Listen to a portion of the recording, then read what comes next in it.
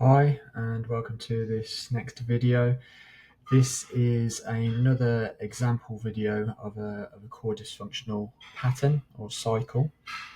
This one is focusing on anxiety.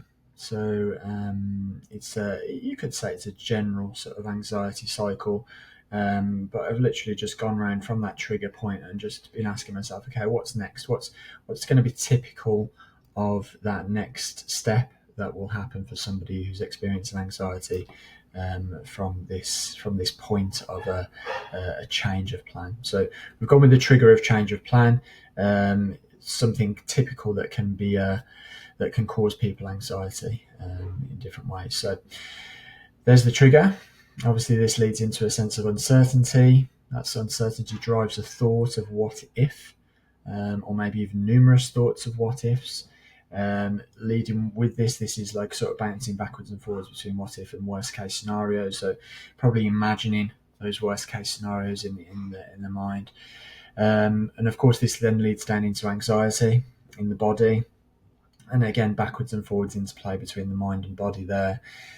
Of course, if anxiety doesn't feel good, sometimes the person might try and suppress those feelings. Might even be in a situation or in a relationship where they feel that they can't express that anxiety, or it would look strange or weird. So sometimes a person can try and suppress or control the anxiety.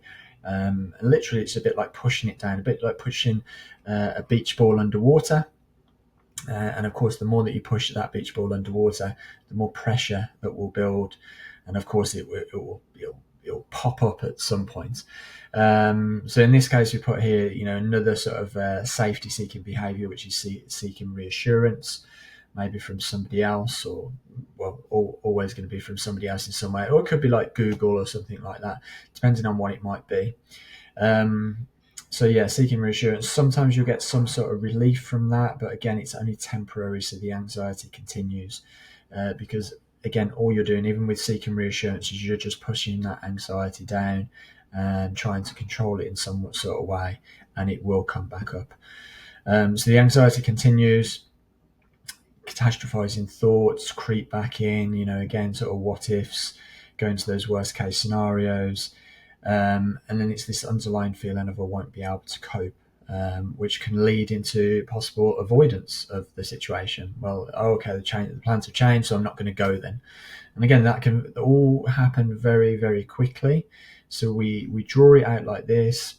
Grab a pen and paper to draw your own out, your own individualized one, or you might want to do it on a virtual board like this. So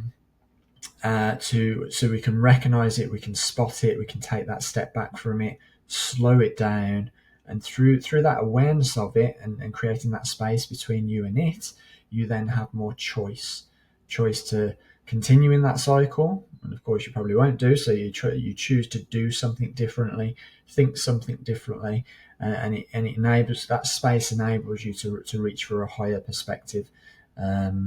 Which can really sort of diffuse that cycle of its power over you.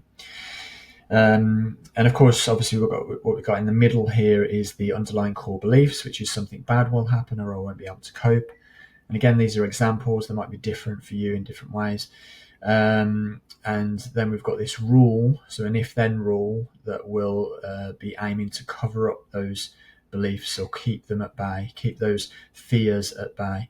So if I'm certain or in control, then I can avoid bad things happening, or I'll be able to cope.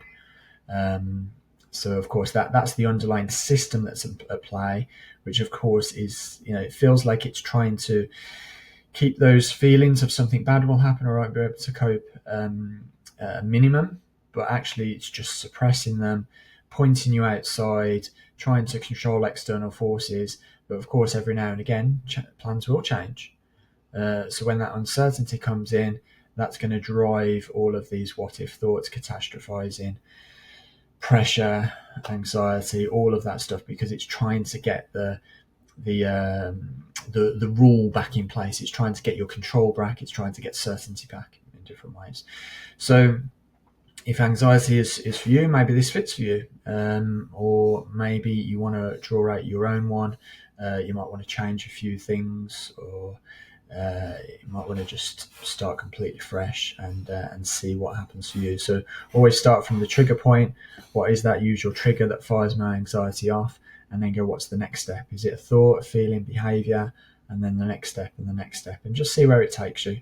There's no right or wrong with this, but always look towards the end. What's the underlying feelings? What's the underlying beliefs or fears that are driving this? And what rules do I have in place that are trying to keep these fears and beliefs at bay? So I will leave that one with you.